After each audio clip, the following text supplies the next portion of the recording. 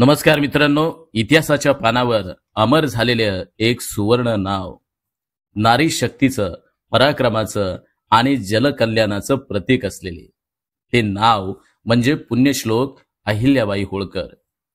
त्यांच्या स्मृतिदिनी आपण त्या विलक्षण स्त्री शक्तीला वंदन करत आहोत।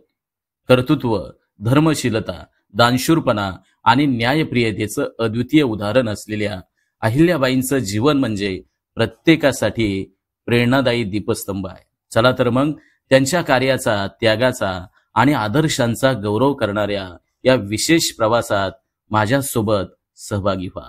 पुण्यश्लोक अहिल्याबाई होळकर यांचे पुण्यतिथी निमित्त, स्मृती दिनानिमित्त हे प्रभावी भाषण। असंख्य राण्या या जगतात होऊन गेल्या, परंतु पुण्यश्लोक अहिल्याबाई यांसारखी राणी होणे नाही। आजही गर्वजीचा आहे।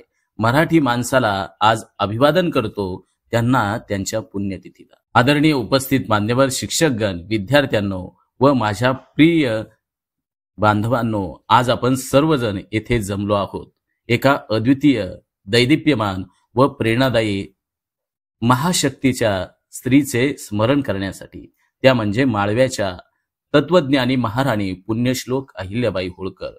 इसवी सन 1725 मध्ये अहमदनगर जिल्ह्यातील चौंडी गावात जन्मलेल्या या राणीचं जीवन म्हणजे पराक्रम, धैर्य आणि कर्तृत्वाचा सुंदर मिलाप होय।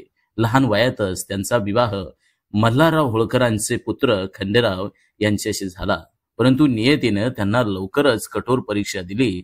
पतीच्या मृत्यूनंतर सती जाण्याची प्रथा त्या काळी प्रचलित होती, पण त्यांच्या सासऱ्यांनी त्यांना थांबवलं आणि पुढे अहिल्याबाईंनी आपल्या अद्भुत कार्यानं सिद्ध केले की त्या फक्त होळकर घराण्याच्या नव्हे तर संपूर्ण भारतभूमीच्या राणी आहेत।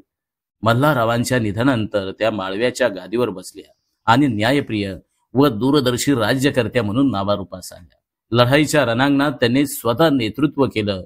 न्यायदानात त्या इतक्या पारदर्शक होत्या की प्रजेचा विश्वास त्यांनी अगदी सहजपणे जिंकला। अहिल्याबाई होळकर यांची सर्वात मोठी देणगी म्हणजे त्यांचे धार्मिक आणि सामाजिक कार्य। काशी, द्वारका, सोमनाथ, परळी वैजनाथ, नाशिक, उज्जैन अशा असंख्य तीर्थक्षेत्रांवरती मंदिरं, घाट, धर्मशाळा उभारून त्यांनी हिंदू संस्कृतीच्या विचारांचं जतन आणि संवर्धन करण्याचं अनमोल काम केलं। एवढंच नाही तर रोजगार निर्मिती, उद्योगधंदे, शेतीस प्रोत्साहन देऊन त्यांनी प्रजेच्या जीवनाला खऱ्या अर्थानं आधार देण्याचं काम केलं। महेश्वर व इंदूर यासारख्या नगरी आजही त्यांच्या कार्यानं उजळून निघालेल्या आहेत। अहिल्यादेवींचं व्यक्तिमत्व हे स्त्री शक्तीचं तेजस्वी नमुना आहे। त्या काळात स्त्रियांना शिक्षण व स्थान मिळत नव्हते, पण अहिल्याबाई होळकर यांनी आपल्या कर्तृत्वानं दाखवून दिलं की योग्य संधी मिळाली तर स्त्रिया देखील राज्य कारभार समर्थपणे करू शकतात।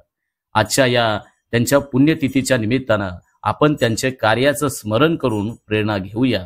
समाजासाठी, राष्ट्रासाठी आणि संस्कृतीसाठी त्यांचं योगदान आजही तितकेच आदर्शवत आहे।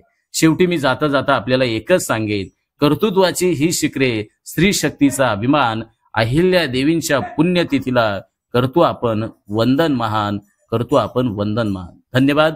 जय हिंद, जय महाराष्ट्र, जय अहिल्यादेवी। आमच्या चॅनलवर नवीन असाल तर सबस्क्राइब बटनावर क्लिक करा आणि बेल आयकॉन प्रेस करा।